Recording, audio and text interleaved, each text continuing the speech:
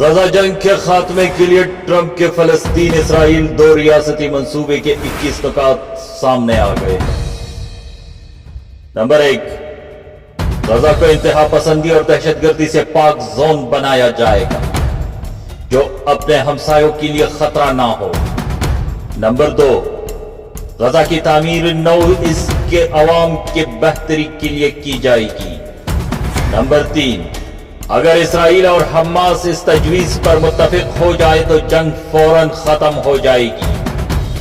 IDF تمام کارروائیاں روک دے گی اور بتدریج غزہ سے انخلا کرے گی۔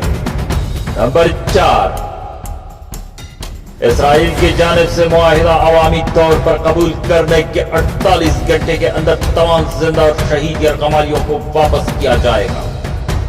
نمبر 5، یرغمالیوں کی واپسی کے بعد اسرائیل کئی سو فلسطینی قیدیوں کو جو عمر قید کی سزا بھگت رہے ہیں اور جنگ کے آغاز سے گرفتار کیے گئے 1000 سے زائد غزہ کی شہریوں کو رہا کرے گا، ساتھ ہی کئی سو فلسطینی شہداء کی لاشیں بھی واپس کرے گا۔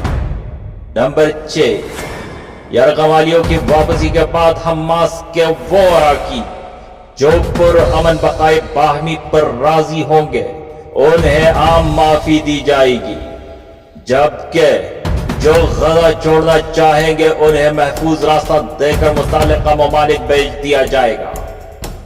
نمبر 7، معاہدہ ہوتے ہی غزہ میں بڑے پیمانے پر امداد پہنچے گی جو جنوری 2025 کے یرغمالی معاہدے میں طے شدہ معیار یعنی روزانہ 600 ٹرک امداد سے کم نہ ہوگی۔ اس کے ساتھ بنیادی ڈھانچے کی بحالی اور ملبہ ہٹانے کے لیے سامان بھی داخل ہو سکے گا۔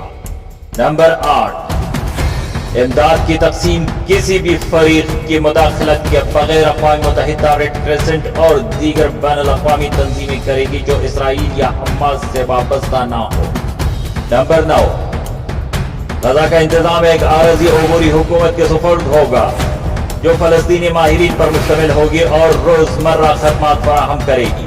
اس کمیٹی کی نگرانی ایک نیا بین الاقوامی ادارہ کرے گا جو امریکہ، عرب اور یورپی شراکت داروں کے ساتھ مل کر قائم کرے گا۔ یہ ادارہ فلسطینی اتھارٹی کے اصلاحی منصوبہ بندی مکمل ہونے تک غزہ کی تعمیری نو فنڈنگ فریم ورک فراہم کرے گا۔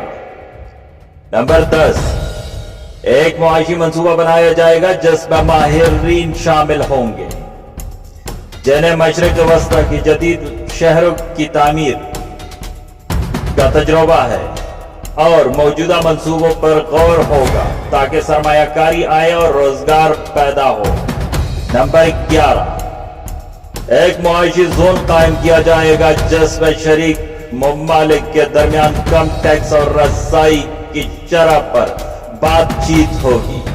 نمبر 12، کسی کو بھی غزہ چھوڑنے پر مجبور نہیں کیا جائے گا لیکن جو چھوڑنا چاہیں گے وہ واپس آنے کے اہل ہوں گے، ساتھ ہی غزہ کے عوام کو وہی رہنے کی ترغیب دی جائے گی اور انہیں بہتر مستقبل بنانے کا موقع دیا جائے گا۔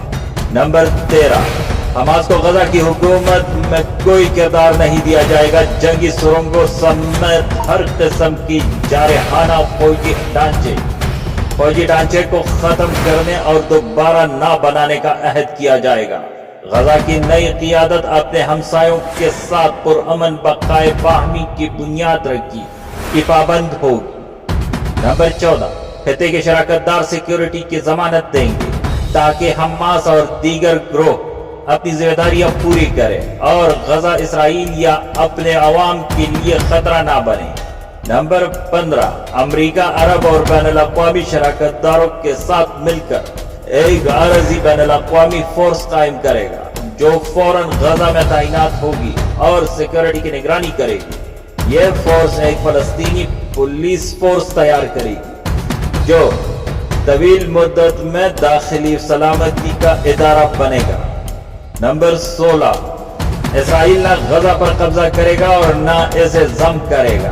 IDF آہستہ آہستہ علاقے چھوڑ دے گا جیسے جیسے نئی سیکیورٹی فورس کنٹرول اور استحکام قائم کرے گی۔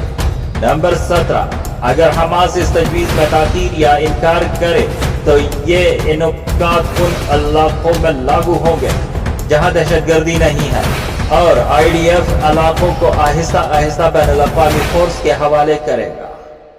नंबर 18, इसराइल कतर पर मुस्तकबिल में हमले न करने पर राजी होगा। अमरीका और आलमी बरादरी गजा तनाज़े में दोहा के अहम सालिसी किरदार को तस्लीम करेंगे। नंबर 19, आवाम को इंतहा पसंदी से निकालने का अमल शुरू किया जाएगा जिसमें बैनुल मज़ाहिब मुकालमा शामिल होगा ताकि इसराइल और गजा में ज़हनियत और बयानियत तब्दील ना हो।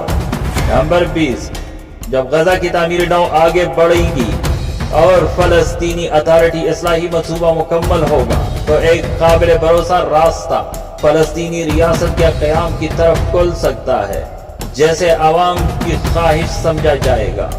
21, अमेरिका इसराइल और फलस्तीन के दरमियान मुकालमा कायम करेगा ताकि पुरअमन बकाए बाहमी के लिए एक सियासी उफ़ुक़ पर इत्तेफाक किया जा सके। चैनल को लाइक और सब्सक्राइब करना ना भूलिए और बेल आइकन को प्रेस करें ताकि हर नए आने वाली वीडियो सबसे पहले आपको पहुंच सके।